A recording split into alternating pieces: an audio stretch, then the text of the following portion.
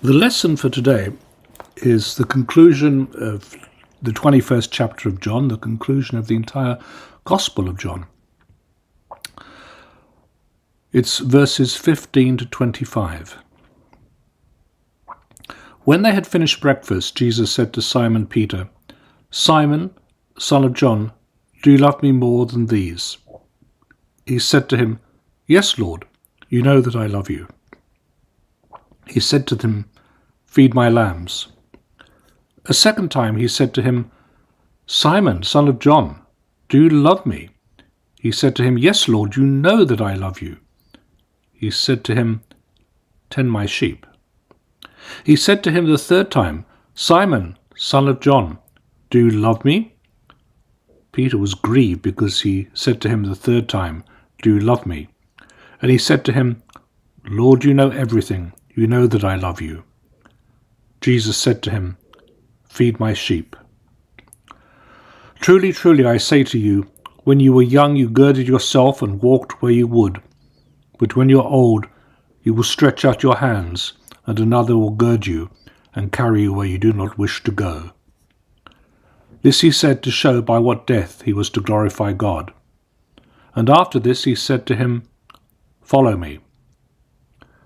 Peter turned and saw following them the disciple whom Jesus loved, who had lain close to his breast at the supper, and had said, "Lord, who is it that is going to betray you?" When Peter saw him, he said to Jesus, "Lord, what about this man?"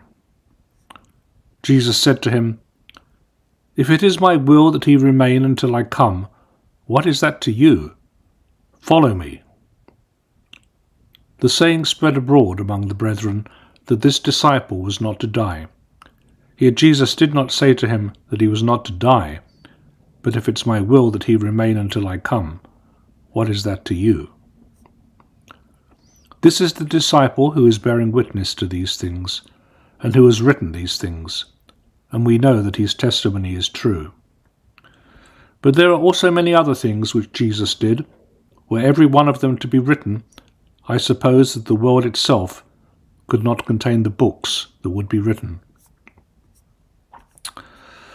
Well, Jesus addresses Peter very formally, "Simon, son of John," to underline the gravity of what is to follow. When he says, "Do you love me more than these?" much depends upon what the referent is to these. Is Jesus asking Peter if he loves him more than the other disciples do? Or is he asking if he loves Jesus more than fishing? He has, after all, decided to go fishing after the resurrection of Jesus.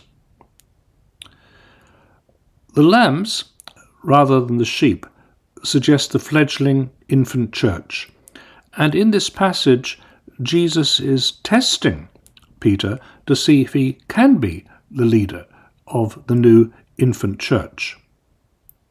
And in order to be so, he must, of course, overcome his betrayal of Jesus at the just after the Last Supper, when Jesus was taken. What we actually see, I think, is the beginning of Peter being inducted into being a noble shepherd. Like Jesus, the true noble shepherd, he will have to die for his sheep after having fed them. But first, Peter must be questioned as to his fitness to be a shepherd of the new flock. And it's interesting, it's perhaps surprising, that Jesus chooses the flawed, impulsive Peter to lead his church, showing that if we accept his grace, God can use any one of us. The second time, he asks Peter if he loves him.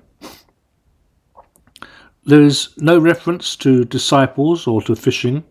Peter is asked directly if he loves Jesus. And when Jesus uses the word love, it's a form of agape, agapas. And each time thus far, Peter replies by using the lesser word philo. I love you, I have affection for you, you're my friend. So there's a disparity between what Jesus is asking Peter and what Peter is offering. Notice also that there's a shift from feeding the lambs to tending them. Peter, as head of the first Christians, must take on all the pastoral roles of the church. But Jesus is not done yet with Peter. He says for the third time, "Do you love me?" And now he shifts from agape to philios. So he lowers the expectation for Peter, and now they can actually meet, because Peter uses that form of the verb to love as well. The threefold questioning of Peter mirrors the threefold denial of Jesus by Peter. So Jesus first asks Peter if he loves him as Jesus himself loves him, without condition. And shamefaced before the other disciples, he can only say that he's friends with Jesus. He has affection for Jesus. Jesus repeats the question in the same terms, and Peter repeats his answer, still not saying that he loves Jesus unconditionally. The third time Jesus asks the question, he adopts the verb for friendship, and so he meets Peter's lower understanding of love, which Peter repeats a final time. And then Jesus makes a solemn statement introduced by Amen, Amen, truly, truly. And it's a prophecy that Peter will be crucified. And the tradition of the church is that Peter was crucified, indeed crucified upside down. After having been made the head of the disciples, the head of the fledgling church, Peter sees John and says, "Lord, what about this man?" He rather aggressively asks Jesus what his views are about John, the beloved disciple. There's a barely unstated rivalry between them. If Peter is to lead the new Christian group, what role will John play among them? Now, Jesus doesn't need to rebuke John in the way he's just been rebuking Peter, since John is completely loyal to Jesus and always has been. He was with Jesus at the cross and was a witness to the empty tomb. It's John, remember, to whom Jesus confided his mother, not Peter.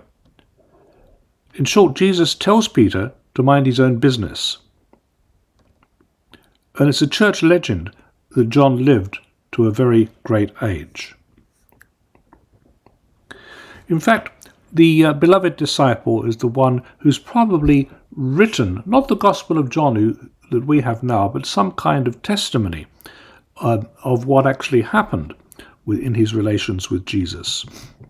So we needn't think that the beloved disciple has composed the text. In the verse 24 may refer simply to the traditions surrounding him. And the Gospel ends with the evangelist, John the evangelist, saying that he's been highly selective in what he records about Jesus. It ends with an affirmation of Jesus as utterly excessive in all that he does. He exceeds the normal bounds of being human.